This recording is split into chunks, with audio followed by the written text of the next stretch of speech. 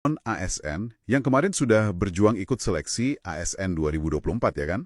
Udah ikut tes chat, tapi belum berhasil dapat formasi penuh. Nah, ada kabar nih dari Badan Kepegawaian Negara, BKN, Iya. tentang mekanisme baru yang, wah, mungkin ini jadi jalur buat Anda.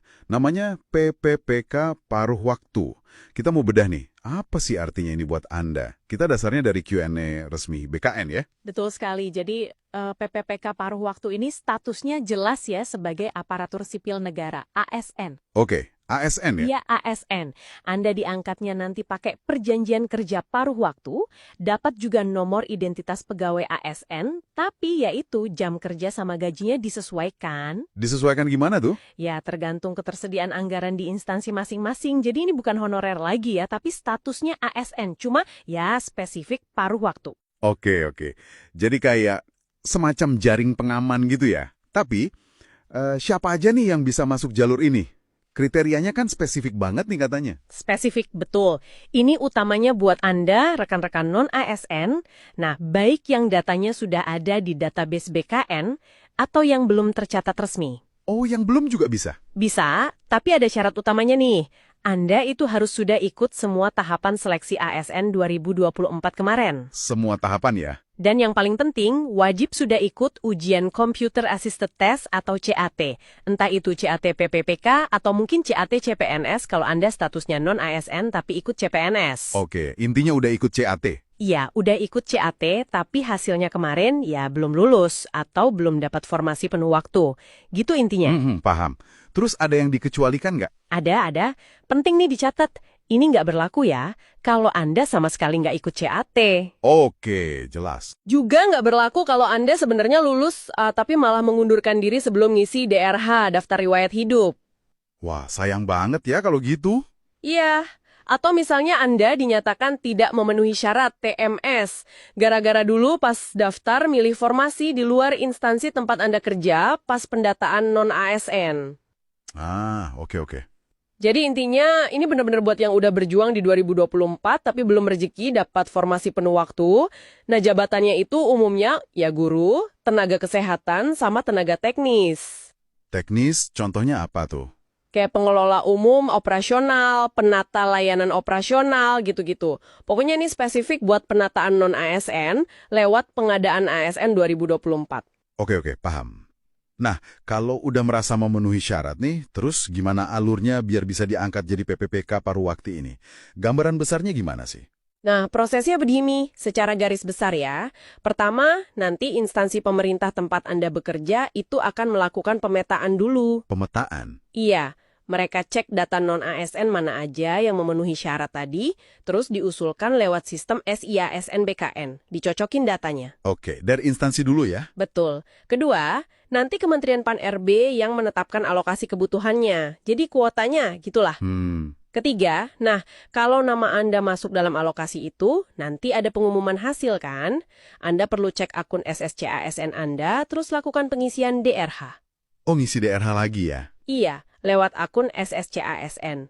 Keempat, nanti BKN yang proses dan menerbitkan nomor induk PPPK paruh waktunya. Dapat NIPPK juga ya? Betul, NIPPK paruh waktu. Nah, terakhir, baru deh pejabat pembina kepegawaian atau PPK di instansi Anda menerbitkan SK pengangkatannya. Perjanjian kerjanya, kontraknya itu berlaku 1 tahun. 1 tahun ya? Tadi ada poin penting soal pengusulan oleh instansi. Katanya tadi wajib ya? Itu gimana maksudnya? Betul sekali. Ini penting nih. Instansi itu wajib hukumnya mengusulkan semua non-ASN di lingkungannya yang masih aktif bekerja dan tentunya memenuhi kriteria yang tadi kita bahas. Semua ya? Tanpa kecuali? Pengecualiannya sangat terbatas. Misalnya, kalau orang tersebut memang sudah tidak aktif lagi bekerja di sana atau, mohon maaf, meninggal dunia. Selain itu, wajib diusulkan. Terus gimana biar yakin kalau instansi beneran ngusulin semua? Nah, ini dikunci pakai surat pernyataan tanggung jawab mutlak, SPTJM. Oh, SPTJM. Iya, dari pimpinan instansinya, dari PPK-nya. Jadi ada mekanisme pertanggungjawaban dan pengawasannya di situ. Oke, ini jadi lebih jelas. Tapi suka ada pertanyaan gini nih, misalnya, gimana kalau dulu pas daftar seleksi itu pakai ijazah SMA, padahal sebenarnya udah punya S1? Atau soal penempatannya nanti, apa saklek ikut ranking tes kemarin? Nah, ini dia. Insight pentingnya nih. Dari Q&A BKN, ada fleksibilitas ternyata. Fleksibilitas gimana tuh? Jadi, saat pengusulan PPPK paruh waktu ini, instansi itu bisa menyesuaikan usulan jabatan dan kualifikasi pendidikannya dengan kebutuhan nyata organisasi mereka saat ini. Oh, jadi bisa disesuaikan ya? Bisa. Jadi kalau Anda punya ijazah S1 yang relevan, terus di instansi memang ada kebutuhan untuk jabatan itu, ya instansi bisa mengusulkan Anda ke jabatan yang sesuai S1 itu, asalkan Anda memang memenuhi syarat umum tadi. Wah, menarik nih. Begitu juga soal unit penempatan kerjanya, nanti akan disesuaikan dengan kebutuhan organisasi di instansi tersebut. Jadi nggak terikat katu harus sesuai ranking nilai seleksi kemarin. Prioritasnya itu menata semua yang memenuhi syarat dulu. Paham-paham, jadi lebih fleksibel ya ternyata. Nah, sekarang ini dia nih yang pasti ditunggu-tunggu. Soal gaji sama durasi kontrak. Gimana ketentuannya? Oke, soal gaji ya, aturannya dari BKN jelas. Anda akan dibayar, upahnya itu paling sedikit ya, setara dengan besaran gaji yang Anda terima pas masih jadi pegawai non-ASN sebelumnya. Oh, minimal sama ya? Minimal sama. Atau kalau gaji non-ASN Anda kemarin di bawah UMR UMK, nah gajinya jadi setara upah minimum regional atau kabupaten kota yang berlaku di wilayah itu.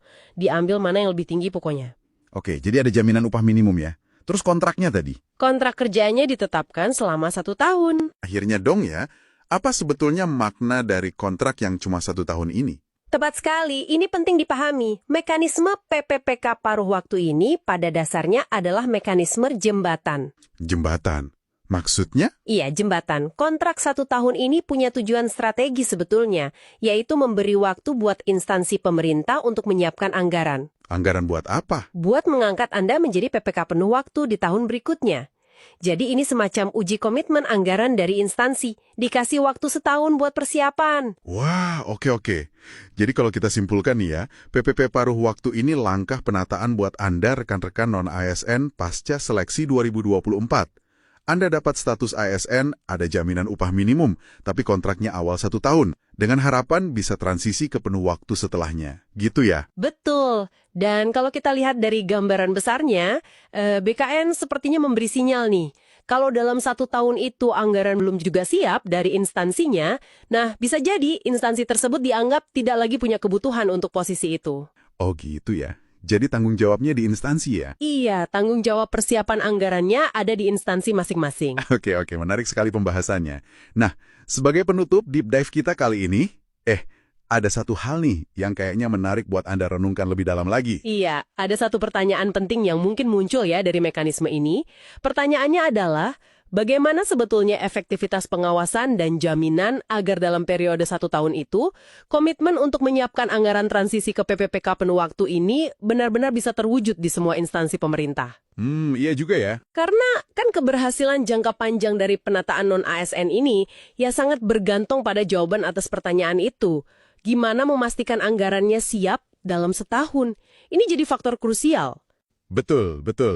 Semoga penjelasan ini bisa memberi pencerahan ya buat Anda semua. Sampai jumpa lagi di deep dive kita berikutnya.